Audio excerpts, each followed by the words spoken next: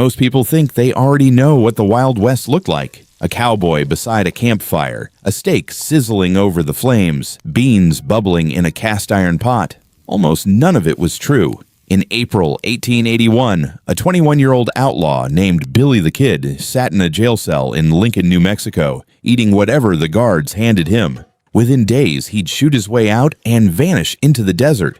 But by every account from people who knew him, he was almost always hungry. That's the part Hollywood leaves out. The real Wild West wasn't fed by steaks. It was fed by a long wooden counter inside every saloon in America. Dark rye bread, smoked meat, barrels of pickles, fish that had traveled 1,000 miles from the Atlantic, and a large glass jar of eggs floating in brine under the oil lamps. It looked ordinary. It wasn't. Every item on that counter was chosen for a reason. Some survived months with no refrigeration. Some gave exhausted cowboys enough energy to ride another 100 miles. And some were quietly designed to make a hungry man order one more drink. A business trick so effective that modern bars still use it without most customers ever noticing. Even the most notorious outlaws in American history stood at that same counter, eating exactly the same forgotten foods before disappearing back into the frontier. So let's step through those swinging doors and uncover the 22 forgotten foods that kept Wild West outlaws alive and strong. 22.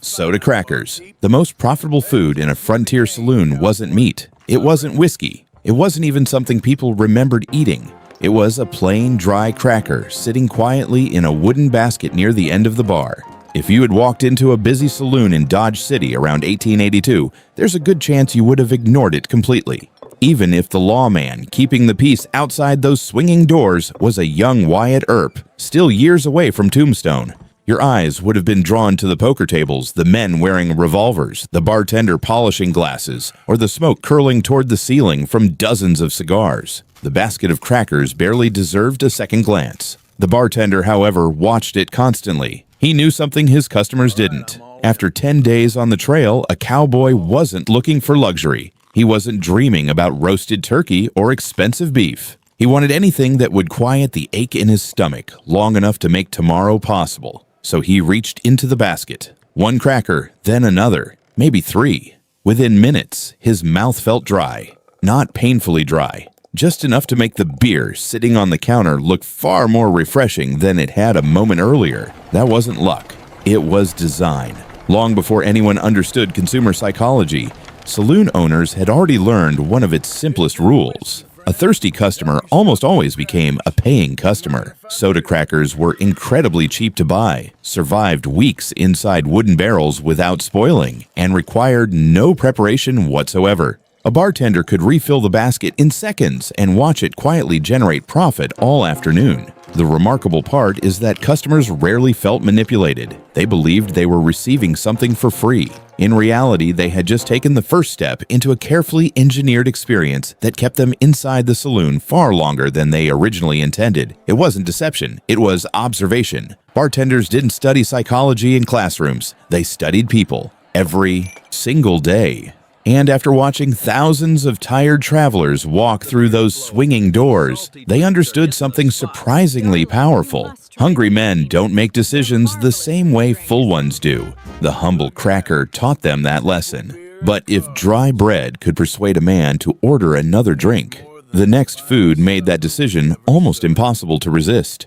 21. Already salted peanuts before anyone heard the piano, before they noticed the whiskey bottles.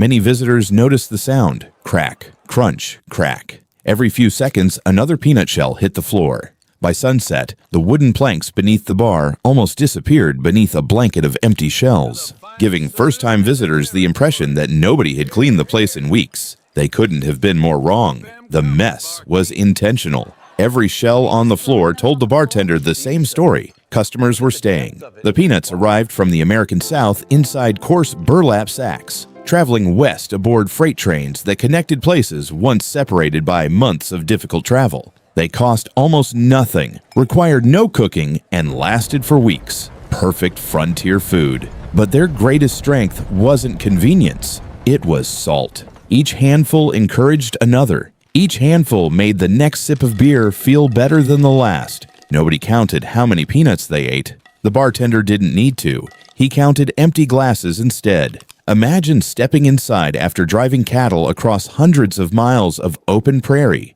Your hands are cracked. Your face is burned by the sun. You haven't spoken to more than 5 people in nearly 2 weeks. Then someone slides a bowl of peanuts toward you. Without thinking, you begin eating while listening to conversations drifting through the room. News about a nearby gold strike, rumors of a bank robbery, talk of cattle prices, whispers that a wanted man had been seen only 2 towns away. The peanuts kept your hands busy. The conversations kept your attention. The beer kept flowing. Hours passed without anyone noticing. That's what made frontier saloons so successful. They didn't simply sell drinks. They sold reasons to stay. Even today, some bars still offer complimentary peanuts. Most customers assume it's a friendly gesture. Few realize they're participating in a tradition perfected nearly a century and a half ago. But peanuts weren't enough to satisfy real hunger for men who had spent all day working with their bodies. Something far more substantial waited nearby, floating quietly inside a glass jar. 20. Hard-boiled eggs. The first thing you saw wasn't the eggs, it was the jar. Tall, clear, always within reach, sitting beneath the warm glow of oil lamps like a silent invitation to every hungry traveler who stepped through the door. For thousands of frontier workers, that jar represented certainty, and certainty was rare in the Old West. A cowboy never knew whether tomorrow's cattle drive would end in a violent storm. A miner couldn't predict whether the next tunnel would reveal gold or collapse without warning. A stagecoach driver had no guarantee he'd finish the journey alive. Life changed quickly. The jar never did. Every morning, bartenders boiled dozens of eggs before carefully peeling them while they were still warm. They lowered them into lightly salted brine where they waited patiently throughout the day. Simple, reliable, affordable, exactly what frontier life demanded. Unlike crackers or peanuts, eggs carried real substance. Protein, fat, energy, everything a man needed after spending 12 exhausting hours swinging a hammer, digging through frozen earth, or riding horseback beneath an unforgiving sun. Many customers barely sat down. They picked up an egg, ate it in 2 quick bites, swallowed a mouthful of beer, and returned to whatever responsibility awaited them outside. Others lingered. They stood at the counter talking with strangers who would become business partners, lifelong friends, or tomorrow's enemies. The remarkable thing wasn't the egg itself. It was what happened around it. Saloons became the social heartbeat of frontier towns. Deals were negotiated, jobs were offered, rumors spread, sheriffs gathered information, gamblers searched for opportunity. Outlaws listened carefully before deciding whether it was safe to spend another night in town. And through it all, that quiet glass jar remained exactly where it had always been, waiting, reliable, ordinary, yet somehow woven into thousands of stories that would eventually become the history of the American West. But while eggs offered dependable nourishment, the next forgotten food challenged even the strongest stomachs, and somehow it became one of the most popular meals on the entire frontier. 19. Pickled pig's feet. The first time most newcomers saw them, they usually made the same face. A large glass jar, cloudy vinegar, pale pieces of pork resting motionless beneath the surface. It didn't look like lunch. It looked like something forgotten in the back of a cellar. Yet by the end of the day, that same jar would be noticeably emptier because the men who actually lived on the frontier knew something outsiders didn't. The ugliest food on the counter was often one of the most valuable. Imagine arriving in Deadwood after nearly a week on horseback. The trail has been unforgiving. Your last real meal is already becoming difficult to remember. Fresh meat is almost impossible to find, and whatever the butcher still has left costs more than you can comfortably afford. Then you notice the jar. The bartender sees you looking. Without saying a word, he reaches inside with a fork, places a pickled pig's foot onto a small wooden plate, and slides it across the counter. You'll want a beer with that. He already knows the answer. The foot had been boiled until the tough connective tissue softened, then left to rest for weeks inside a mixture of vinegar, salt, bay leaves, and pickling spices. Time did what expensive ingredients never could. It transformed one of the least desirable parts of the animal into food that lasted for weeks and filled a hungry stomach for hours. Nothing was wasted on the frontier. Every animal represented weeks of labor, precious money, and another opportunity to survive a difficult season. Throwing away edible meat simply wasn't an option. That way of thinking arrived with thousands of German immigrants who had spent generations preserving food long before electricity or refrigeration existed. They brought more than recipes. They brought survival. The sharp vinegar woke up the senses immediately. The salt lingered long after the final bite. And just as the bartender predicted, the beer suddenly tasted even better. The customer believed he had simply enjoyed lunch. The bartender knew he'd quietly guaranteed another drink. It was a lesson repeated thousands of times every single week across the American frontier. And while pig's feet surprised newcomers, the next forgotten food surprised almost everyone because nobody expected to find the ocean in the middle of the prairie. 18. Smoked herring.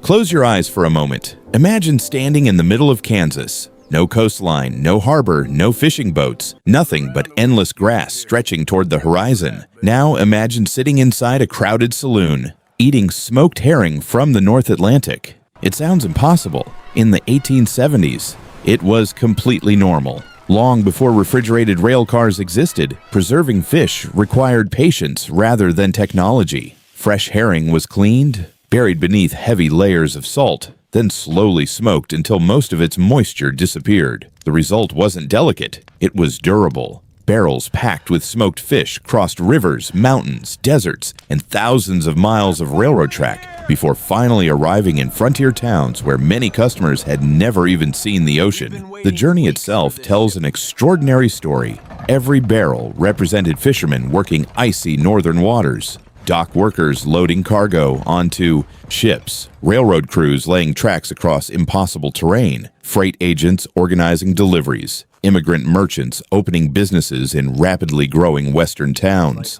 A cowboy picking up a slice of smoked herring inside a Wyoming saloon probably never thought about any of that. He was simply hungry, but his lunch had already traveled farther than he ever had. German immigrants especially welcomed the familiar taste. For many of them, smoked herring wasn't exotic. It reminded them of home.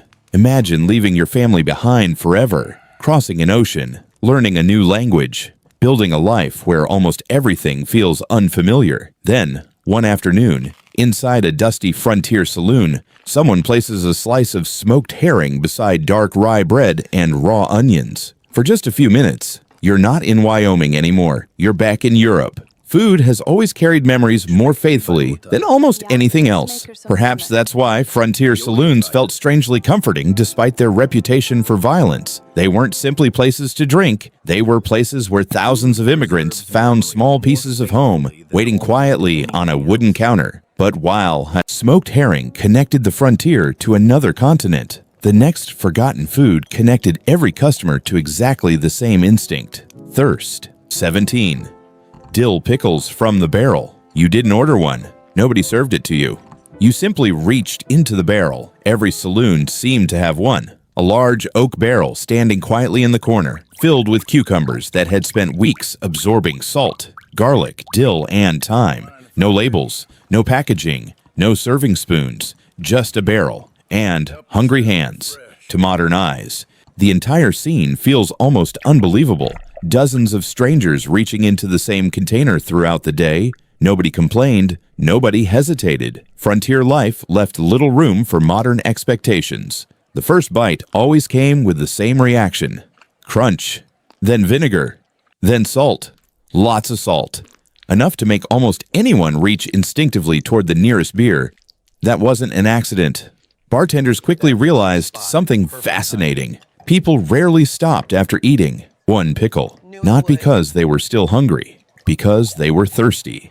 And thirst paid the bills. German and Polish immigrants had spent centuries perfecting fermentation, preserving vegetables through harsh winters when fresh food simply wasn't available. Those same techniques became priceless in Western America, where crops failed, deliveries were delayed, and fresh produce disappeared almost as quickly as it arrived. The pickle barrel quietly solved all of those problems. It lasted, it was inexpensive, it wasted nothing. Most importantly, Customers loved it. There is something strangely symbolic about that barrel. It wasn't expensive, it wasn't beautiful, it wasn't even particularly clean. Yet thousands of cowboys, miners, gamblers, immigrants, merchants, deputies, and outlaws all reached into it without giving the moment a second thought. For one brief instant, every one of them shared exactly the same meal. And perhaps that's the most surprising truth about the American frontier. The legends weren't separated by the food they ate. They were united by it. But the next foods on our list reveal something even more unexpected. Some of the most iconic meals of the Wild West didn't originate in America at all. They crossed the Atlantic inside the memories of immigrants and quietly transformed the frontier forever. If forgotten history like this keeps you hooked, subscribe now, because the next 6 foods are where things stop being simple snacks and start deciding who actually survived the frontier. 16. Pretzels rolled in rock salt every morning before the gamblers arrived, before the poker tables filled, before the first whiskey was poured. A different kind of businessman was already working, the baker. While most frontier towns were still waking up, ovens inside German bakeries had been burning for hours. Dough was kneaded by hand, twisted into familiar loops, dipped in lye, baked until deep golden brown, and finally covered with coarse crystals of rock salt before being loaded into wicker baskets. Within an hour, those baskets would be sitting inside nearly every respectable saloon in town. It's one of history's quiet ironies. One of the foods most closely associated with American bars wasn't American at all. It crossed the Atlantic in the memories of immigrants who left everything behind except their skills. Imagine arriving in America after weeks at sea. You don't speak much English. You own very little, but you know how to bake. That knowledge becomes your future. Soon your bakery is supplying every saloon in town. And without realizing it, you've changed the daily routine of thousands of cowboys, miners, lawmen, and drifters who have never even heard your name. The pretzel wasn't complicated. It didn't need to be. It was soft enough to satisfy real hunger, sturdy enough to survive a day's work, and salty enough to guarantee that nearly every customer reached for another beer before finishing the last bite. Again. The bartender smiled. The customer simply thought the pretzel tasted good. Those two people were living the same moment, but experiencing two completely different stories. One was eating. The other was quietly watching another profitable afternoon unfold. Perhaps that's why pretzels became almost impossible to remove from American drinking culture. More than a century later, many bars still place them on the counter. The frontier disappeared. The pretzel stayed. But while bread could satisfy hunger, the next food provided something even more important: protein. Lots of it. 15. Bologna on rye bread. It didn't look impressive. In fact, many newcomers walked right past it. A thick slice of smoked bologna resting on dark rye bread with nothing more than a layer of mustard. No decoration, no garnish, no expensive ingredients. Yet by lunchtime, the tray was usually empty because frontier workers didn't judge food by appearance. They judged it by what it allowed them to do afterward. Could it keep you riding until sunset? Could it get you through another shift-laying railroad track? Could it quiet your stomach without emptying your wallet? If the answer was yes, that meal became valuable. Bologna earned its place because it solved problems. German butchers cured and smoked the sausage until it could survive days without refrigeration. Combined with dense rye bread that resisted drying out far better than soft white loaves, it became one of the most dependable lunches anywhere west of the Mississippi. Imagine a cowboy finishing breakfast before sunrise. By noon, he's still riding. There isn't time to build a fire. There isn't time to hunt. Lunch has to happen in minutes. A sandwich wrapped inside cloth becomes the perfect answer. Simple, portable, reliable. Those three qualities mattered far more than elegance ever could. Even famous gamblers appreciated it. A poker player didn't want grease covering his cards or soup spilling across the table. A sandwich could be eaten one-handed without ever leaving the game. Small details like that quietly shaped frontier cuisine.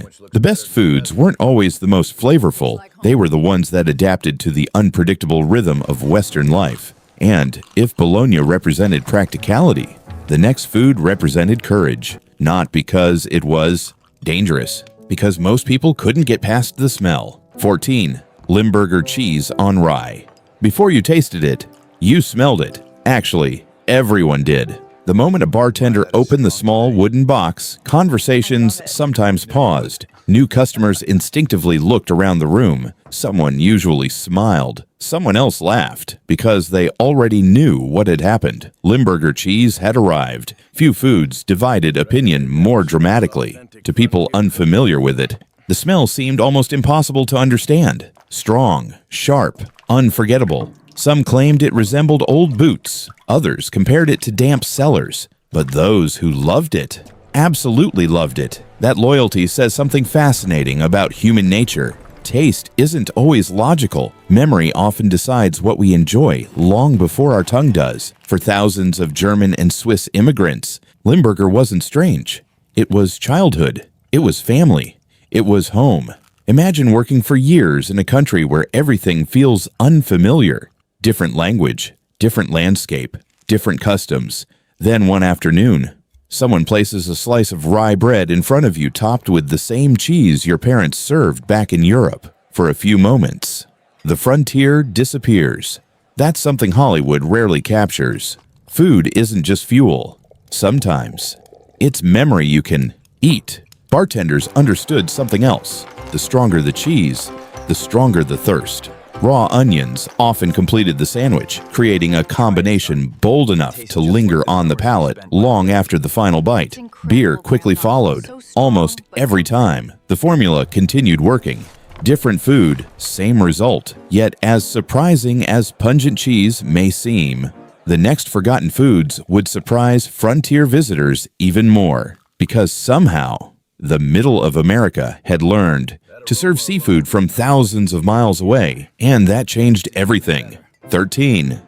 Sardines, straight from the tin. If someone had told a cowboy in Arizona that his lunch had begun its journey beside the Atlantic Ocean, he probably would have laughed. It sounded impossible. The nearest coastline was hundreds of miles away, the nearest harbor even farther. Yet by the late 1870s, opening a tin of sardines inside a frontier saloon had become surprisingly common. The little metal can represented something much bigger than lunch. It represented a country that was shrinking, not in size, but in distance. Only a generation earlier, moving food across America had been painfully slow. Fresh fish simply couldn't survive the trip inland. By the time it reached Kansas, Wyoming, or Colorado, it was already spoiled. Then came canning. Suddenly, fishermen harvesting sardines along the Atlantic and Pacific coasts weren't feeding only nearby cities. They were feeding an entire continent. Imagine standing behind the bar after a freight train finally arrives.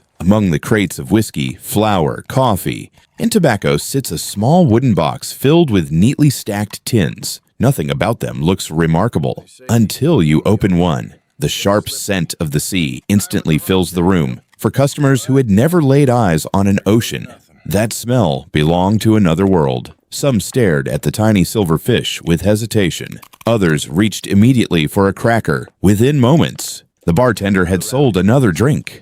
Again, the pattern repeated itself. Sardines also solved a problem few people think about today. Outlaws couldn't always stop to cook. Neither could stagecoach drivers racing against daylight. Railroad surveyors spent weeks away from towns. Buffalo hunters often disappeared onto the plains for months. Fire attracted attention, smoke revealed position. A tin of sardines required neither. No fire, no preparation, no wasted time. Open, eat, keep moving. Perhaps that's why preserved fish quietly became one of the smartest travel foods on the frontier. Not because it was glamorous, because survival rarely is. But while sardines traveled astonishing distances, the next seafood somehow seemed even less believable, because it wasn't just fish, it was luxury. 12. Smoked oysters. There were two kinds of customers inside every frontier saloon, those looking for the cheapest meal, and those trying to prove they could afford the most expensive one. Smoked oysters belonged to the second group. Imagine entering a busy saloon in Denver after striking gold. Only yesterday, you were another anonymous prospector sleeping beneath a wagon. Today, your pockets are heavy. For the first time in months, money isn't the problem. Reputation is. People are watching. Frontier towns notice success immediately. So instead of ordering crackers or stew, you ask for smoked oysters. The bartender raises an eyebrow. He knows exactly what you're doing. Opening one of those tins wasn't simply serving food. It was announcing to everyone nearby that someone in the room had all money to spend. Inside rested a dozen dark, smoky oysters preserved in oil after beginning their journey along distant coastlines. To modern diners, canned seafood feels ordinary. To someone living in Wyoming during the 19th century, it felt extraordinary. The first bite carried smoke, then salt, then the unmistakable taste of the ocean. For many customers, it was the closest they would ever come to visiting the sea. Yet, luxury came with danger. On the frontier, displaying wealth attracted attention. Some attention was welcome. Business opportunities, poker invitations, potential partners. Other attention was considerably more dangerous. Pickpockets, robbers, professional gamblers looking for inexperienced victims. A man eating oysters while paying with gold coins wasn't simply enjoying lunch. He was quietly telling the room he had something worth taking. That's one reason frontier towns could become dangerous so quickly. Fortunes changed overnight, so did friendships. But while smoked oysters represented prosperity, the next forgotten food represented something much more powerful: memory. 11. Freight. Pickled herring in cream. Home has a taste. Ask anyone who has lived far away long enough. Eventually, you stop missing buildings. You stop missing streets. Sometimes, you even stop missing familiar weather. But you never stop missing the food. Thousands of Scandinavian immigrants learned that lesson after crossing the Atlantic during the 19th century. They arrived carrying very little: a few possessions, a few family photographs, and recipes. Among them, pickled herring. To outsiders, it looked unusual. Fish preserved in vinegar before being mixed with onions, dill, and thick cream. To Scandinavian families, it tasted like childhood. Imagine spending years building a new life in Minnesota or the Dakota Territory. The language around you has changed. The landscape has changed. Your neighbors come from countries you've never visited. Then one afternoon, inside a modest frontier saloon, the bartender places a wooden plate in front of you. Dark. Rye bread, pickled herring, fresh dill. Exactly the way your mother served it years ago. For a brief moment, you're no longer standing in America. You're home. Food has always done something remarkable. It travels farther than people. Recipes survive wars. They survive oceans. They survive generations. Long after accents begin to disappear, meals continue telling families where they came from. That may be the most overlooked story hidden inside frontier saloons. They weren't merely businesses. They became meeting places where dozens of cultures quietly blended together. German bread, Irish corned beef, Mexican tamales, Scandinavian herring, American whiskey, all shared beneath the same roof. The Wild West wasn't built by one culture. It was built by many, and nowhere was that easier to see than on the lunch counter. But as our countdown enters the top 10, the food becomes heartier, warmer, more filling, because the next meals weren't designed merely to satisfy hunger. They were built to carry men through some of the hardest days of their lives. 10. Saloon beef stew. Long before anyone smelled the stew, they heard it. The slow, steady bubbling of a cast iron pot sitting on the back stove. It never seemed to stop. Morning, afternoon, late into the night, something was always simmering. And if you had walked into a frontier saloon during the middle of winter, the sound alone could make your stomach tighten with hunger. Imagine spending 12 hours driving cattle through freezing rain. Your gloves are soaked. Your fingers barely move. Every muscle in your body hurts. You aren't looking for entertainment. You aren't looking for conversation. You're looking for heat. The bartender doesn't ask many questions. He simply grabs a bowl, dips it deep into the pot, tears off a thick piece of rye bread, and places both in front of you. Steam rises immediately. For the first time all day, you feel warm. The remarkable thing about frontier stew wasn't the recipe. There usually wasn't one. Every morning began with whatever the cook had available. Tough cuts of beef, onions, potatoes, carrots, sometimes beans, sometimes cabbage. Occasionally, a splash of beer found its way into the broth.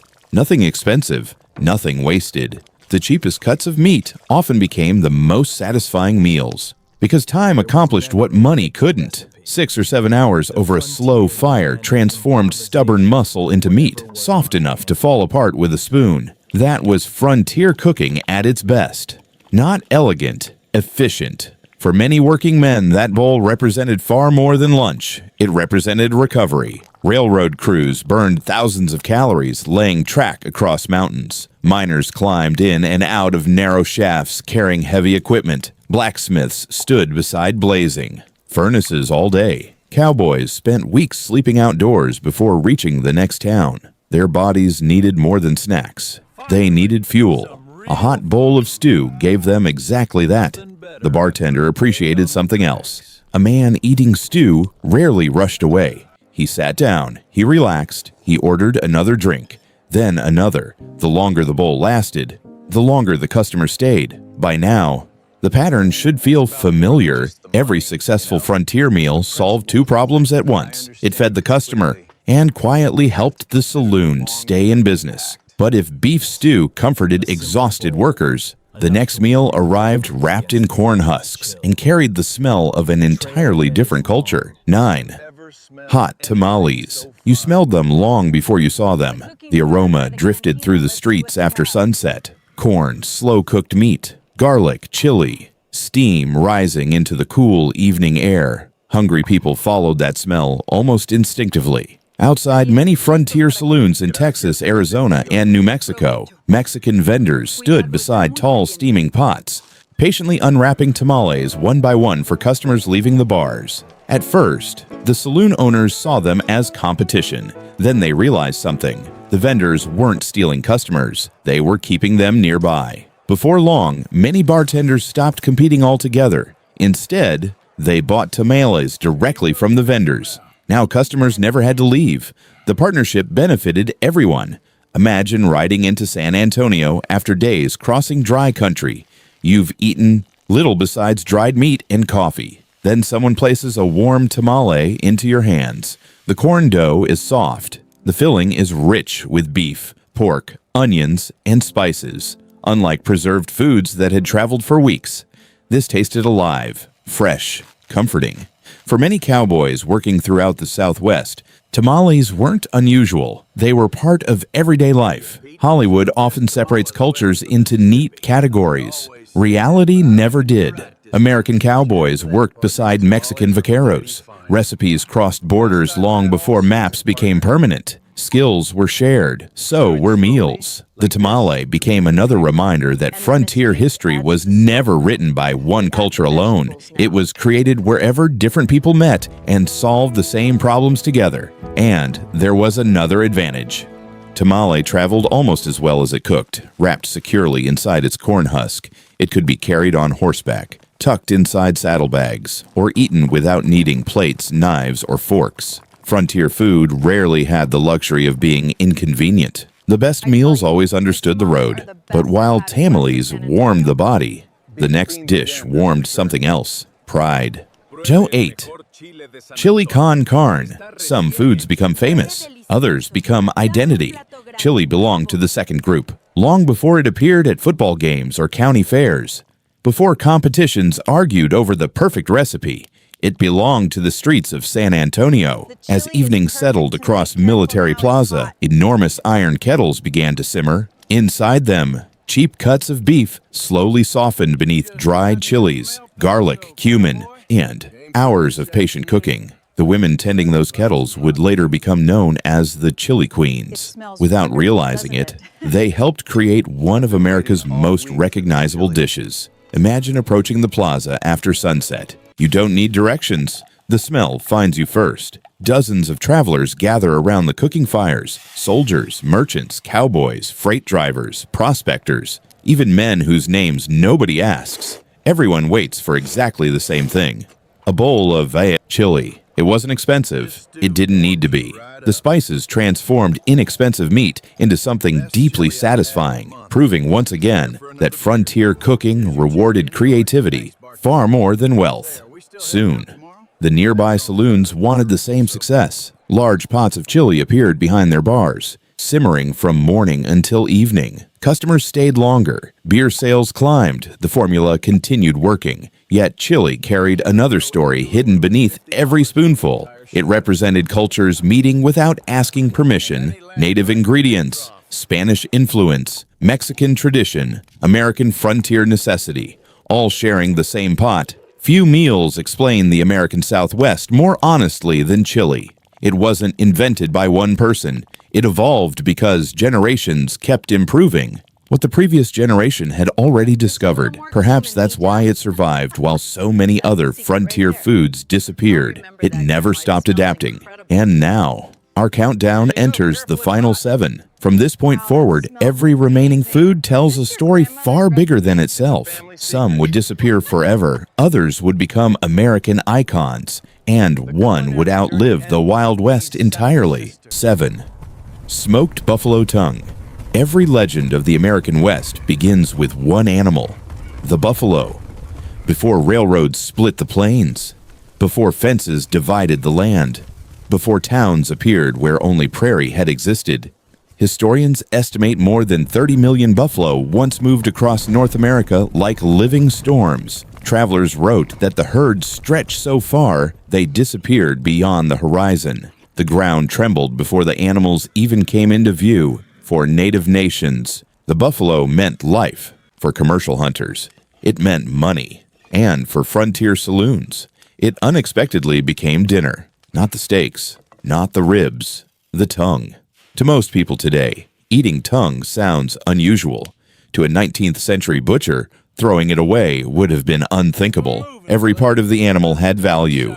The tongue was carefully removed, cured with salt, then slowly smoked until it could survive the long journey to western towns without spoiling. When it finally reached the saloon, it barely resembled the tough muscle people imagine. Thin slices fell apart almost effortlessly, rich, tender, delicately smoky. Many customers considered it one of the finest meats available anywhere on the frontier. Imagine walking into a saloon in Cheyenne after weeks hunting buffalo. Outside, wagons stand loaded with hides. The air still carries the smell of smoke and leather. Inside, the bartender quietly places several slices of smoked tongue beside mustard and dark rye bread. No announcement, no ceremony, just another meal. Yet hidden inside that plate was one of the greatest contradictions of frontier history. The very animal-feeding Western expansion was disappearing because of it. By the mid-1880s, that number had fallen from more than 30 million to fewer than 1,000 animals left alive. With them, smoked buffalo tongue quietly disappeared from the lunch counter. Not because people stopped enjoying it, because there were almost no buffalo left. Few frontier foods tell such a powerful story. A single meal reflected both the growth of a nation and the cost of that growth. But while buffalo slowly disappeared, another food arrived that would survive long after the frontier itself had vanished. 6 foods left. And this is where the countdown stops being about survival and starts being about legend. Subscribe now because the number 1 food on this list is the reason this whole channel exists. 6. Frankfurter sausages. Sometimes history hides in plain sight. Millions of Americans eat hot dogs every year without realizing they're enjoying one of the oldest traditions carried into the Wild West by European immigrants. Long before baseball stadiums, long before street carts in New York, the Frankfurter had already earned its place inside Western saloons. Imagine a busy afternoon in Dodge City. The bartender barely has time to breathe. Cowboys crowd one end of the counter. Railroad workers line up near the door. A poker game grows louder by the minute, and by more than one account, a gaunt, hard-coughing dentist named Doc Holliday is somewhere at that table, rarely far from a saloon like this one. Nobody wants to wait for food. Behind the bar, a large pot of hot water quietly solves the problem. Inside it, dozens of sausages gently simmer all day. Whenever someone orders lunch, the bartender lifts one from the water, lays it across a slice of rye bread, adds mustard, sometimes a spoonful of sauerkraut, and hands it over within seconds. Fast, hot, filling. Exactly what frontier life demanded. German immigrants understood something many others didn't. Food didn't have to be complicated to be dependable. Their sausages lasted longer than fresh meat, required little preparation, and delivered enough protein and fat to satisfy hardworking laborers who burned enormous amounts of energy every day. There was another reason customers loved them. You could eat one almost anywhere, standing beside the bar, watching a poker game, waiting for the stagecoach, preparing your horse, even walking down the street. Frontier life rarely slowed down long enough for formal meals. The Frankfurter adapted perfectly. It's fascinating to think that one of today's most familiar American foods once fueled men carrying revolvers instead of baseball gloves. History doesn't always disappear. Sometimes, it simply changes its surroundings. And while Frankfurters would survive for generations, the next forgotten food nearly vanished altogether. 5.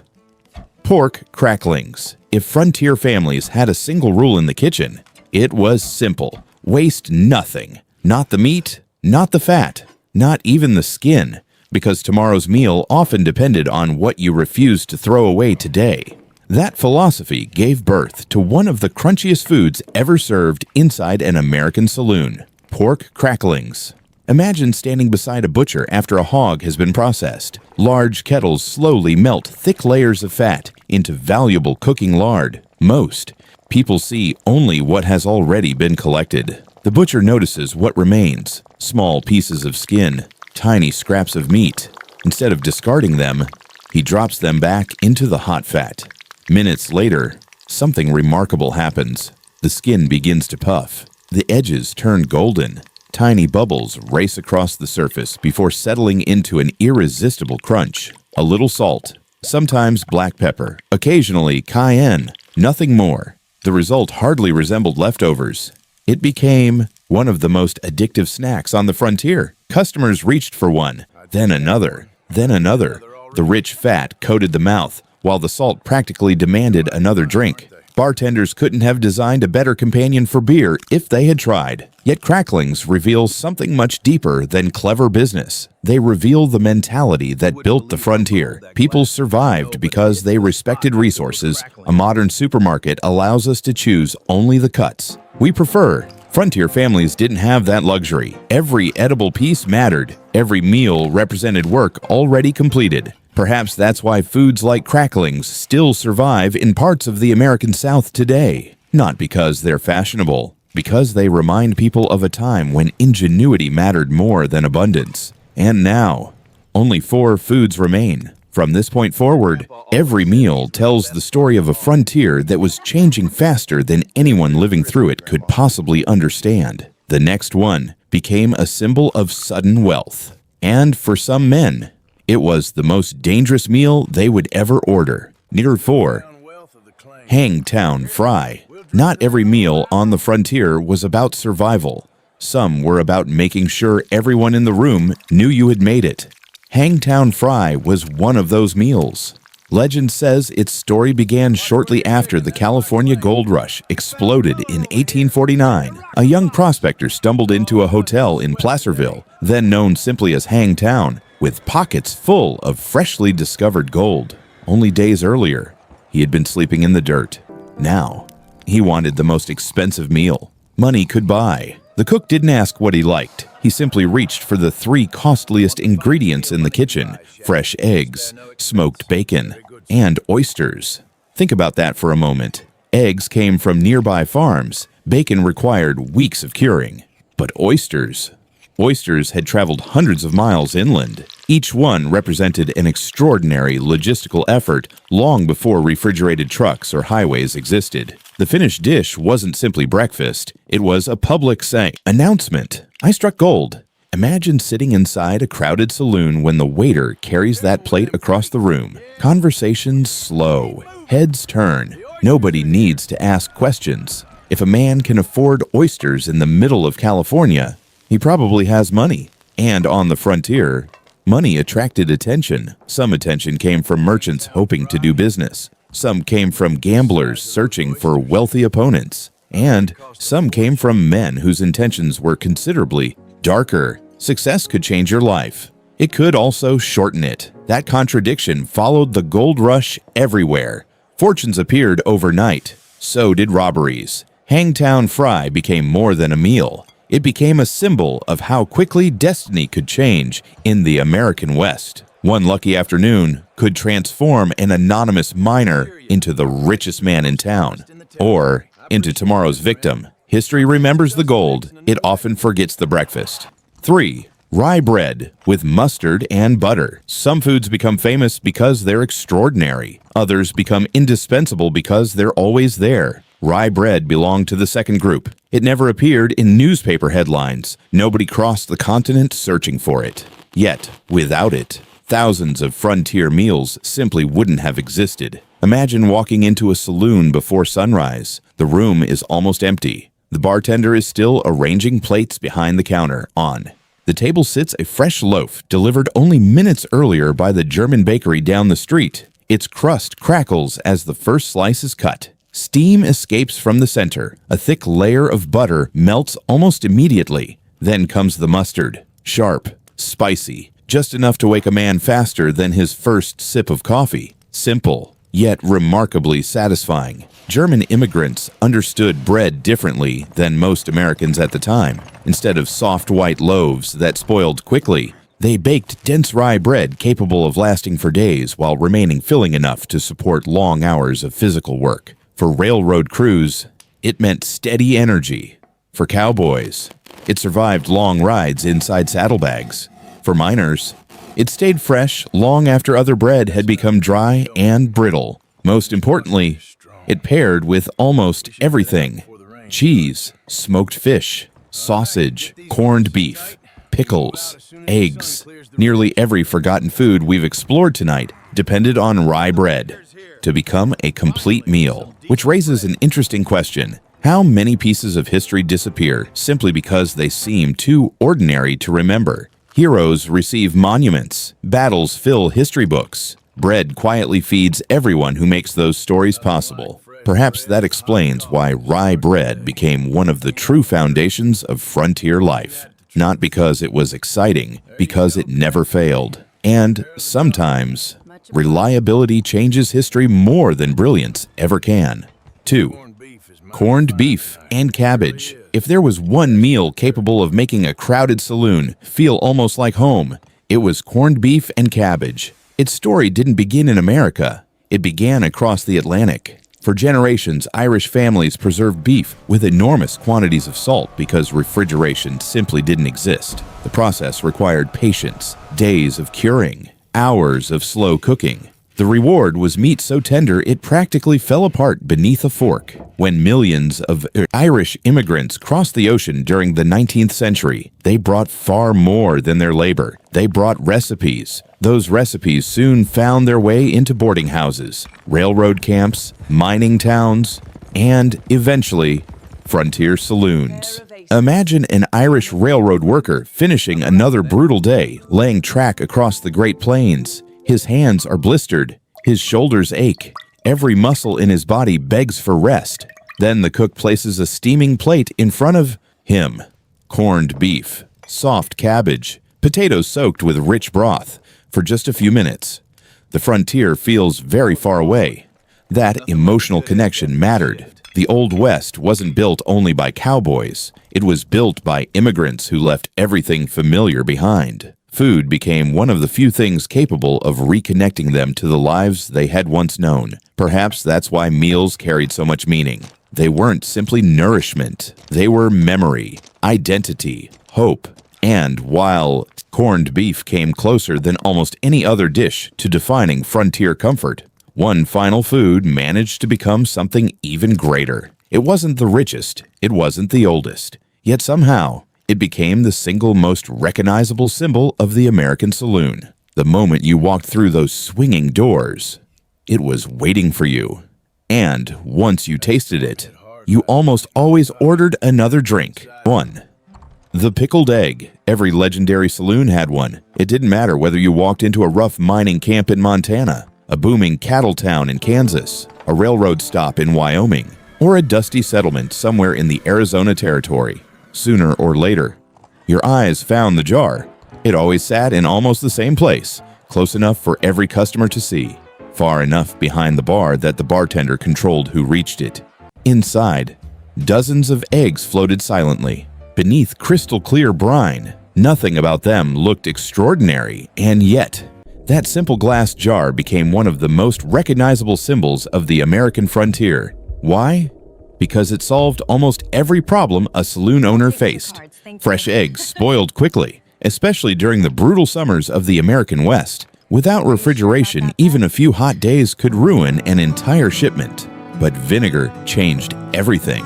After boiling the eggs, bartenders lowered them into large jars filled with vinegar, salt, peppercorns, garlic, and spices. Days passed. The eggs slowly absorbed every flavor around them. More importantly, they lasted weeks instead of days for a business operating hundreds of miles from reliable suppliers. That difference meant survival. Imagine riding into Tombstone after crossing nearly 80 miles of desert. Your water is almost gone. Your horse is exhausted. The sun has baked every inch of the landscape. When you finally push open the saloon doors, cool air greets your face. The piano is playing. Someone laughs near the poker table. A glass crashes somewhere in the corner. Then, you notice the jar. The bartender catches your glance. Without asking, he reaches inside with a long fork. One egg, a small plate, a cold beer beside it. Nothing about the exchange feels special, yet it happened thousands of times across the frontier, every single day. Cowboys ate them, miners ate them, sheriffs ate them, traveling salesmen ate them, gamblers ate them. And yes, outlaws ate them too. That may be the greatest irony of all. History remembers the men. Almost nobody remembers the meals that kept them alive. But the pickled egg carried another secret, like the crackers, like the peanuts, like the pretzels, like nearly everything else we've explored. It made people thirsty. The vinegar lingered. The salt remained. Another beer followed, sometimes another whiskey. The bartender never needed to suggest it. The food did the work. Long before anyone talked about customer psychology, long before businesses hired marketing experts, the frontier had already discovered something remarkably simple. People rarely buy only what they came for. Sometimes, the smallest decision quietly changes every decision that follows. Perhaps that's why the pickled egg became more than food. It became ritual. Regular customers expected to see that jar. Its absence felt strange. Its presence meant the saloon was ready for another day. Even after the Wild West disappeared, even after railroads replaced stagecoaches, even after Prohibition closed thousands of saloons across America, the pickled egg refused to disappear. Walk into certain taverns today, and you can still find that familiar glass jar sitting patiently behind the bar, one small survivor from an entire world that no longer exists. 1. The pickled egg. Every legendary saloon had one. It didn't matter whether you walked into a rough mining camp in Montana, a booming cattle town in Kansas, a railroad stop in Wyoming, or a dusty settlement somewhere in the Arizona territory. Sooner or later, your eyes found the jar.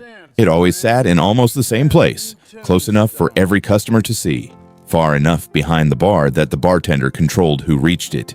Inside, dozens of eggs floated silently, beneath crystal-clear brine. Nothing about them looked extraordinary, and yet, that simple glass jar became one of the most recognizable symbols of the American frontier. Why? Because it solved almost every problem a saloon owner faced. Fresh eggs spoiled quickly, especially during the brutal summers of the American West. Without refrigeration, even a few hot days could ruin an entire shipment. But vinegar changed everything. After boiling the eggs, bartenders lowered them into large jars filled with vinegar, salt, peppercorns, garlic, and spices. Days passed. The eggs slowly absorbed every flavor around them. More importantly, they lasted weeks instead of days for a business operating hundreds of miles from reliable suppliers. That difference meant survival. Imagine riding into Tombstone after crossing nearly 80 miles of desert. Your water is almost gone. Your horse is exhausted. The sun has baked every inch of the landscape. When you finally push open the saloon doors, cool air greets your face. The piano is playing. Someone laughs near the poker table. A glass crashes somewhere in the corner. Then, you notice the jar. The bartender catches your glance.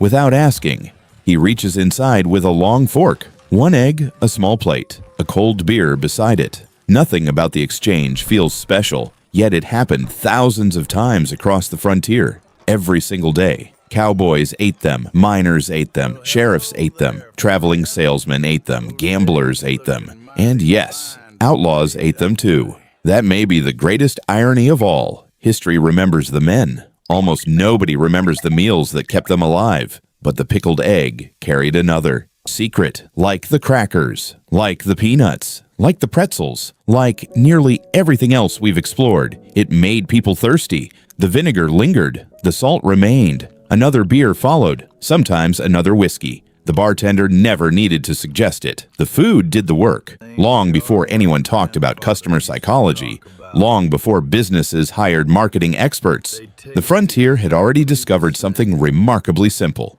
People rarely buy only what they came for. Sometimes, the smallest decision quietly changes every decision that follows. Perhaps that's why the pickled egg became more than food. It became ritual. Regular customers expected to see that jar. Its absence felt strange. Its presence meant the saloon was ready for another day. Even after the Wild West disappeared, even after railroads replaced stagecoaches, even after Prohibition closed thousands of saloons across America, the pickled egg refused to disappear. Walk into certain taverns today, and you can still find that familiar glass jar sitting patiently behind the bar, one small survivor from an entire world that no longer exists.